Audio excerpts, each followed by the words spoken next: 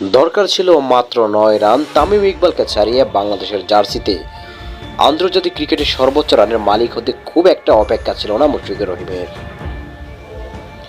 Chennai batting ব্যর্থতার প্রথম ইনিংসে করেছিলেন মাত্র 8 রান, তাতেই স্পর্শ করেছিলেন তামিমের 15,192 রানের মাইলফলক।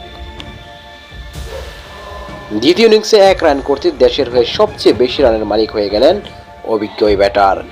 বাংলাদেশের হয়ে সবচেয়ে বেশি দিন খেলার রেকর্ডটাও এখন এই বগুড়ার এই ক্রিকেটারের। যদিও সর্বোচ্চ রানের মাইল ফলকের দিনে নিজের স্কোরটা খুব একটা বড় করে হলো না তার। রবিচন্দ্রন অশ্বিনের বলে লোকেশ রাহুলের হাতে ক্যাচ দিয়ে সাজঘরে ফিরেছেন মুশফিকুর রহিম, আউট হয়ে গেছেন 13 রান করে।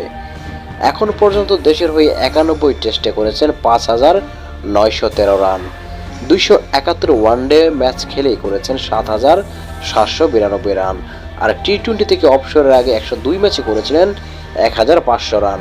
সব মিলিয়ে মুশফিকের রান 15,205, দুইয়ে থাকা তামিম ইকবালের রান 15,192।